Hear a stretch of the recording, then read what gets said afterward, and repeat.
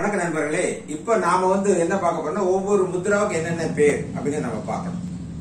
நீங்க என்ன பாத்தீங்கன்னா, நீங்க என்னன்னு கேட்டீங்கன்னா பாருங்க, நம்ம நம்முடைய கட்டை விரலை மோதிர விரல் தொடுவது, இந்த கட்டை விரலை மோதிர விரல் தொடுவது ஹெட்ரோ முத்ரா என்று பெயர்.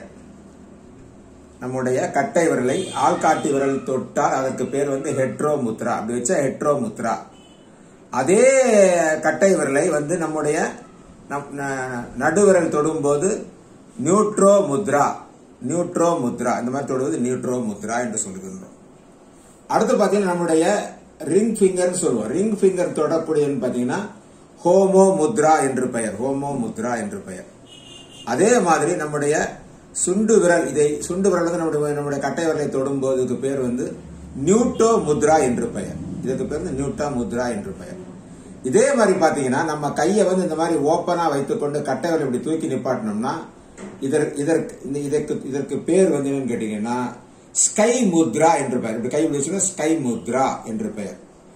இதே இதை நம்ம இந்த முறையில நம்ம ஒவ்வொரு முத்திரைகளாக நாம பயன்படுத்தலாம். இந்த ஸ்கை முத்ரால பாத்தீங்கன்னா இந்த மாதிரி வைக்கும்போது ஸ்கை முத்ரால சில விஷயங்கள் சொல்லப்படுகின்றது.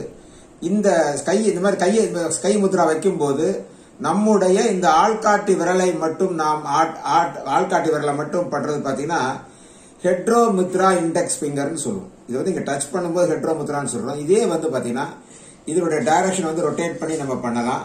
நார்மலா மடக்கியும் பண்ணலாம். அந்த மாதிரி சில முத்ராக்கள் நம்ம என்னன்றது நம்ம பின்னாடி நம்ம என்னங்கிறது நம்ம உங்களுக்கு சொல்லுகின்றோம்.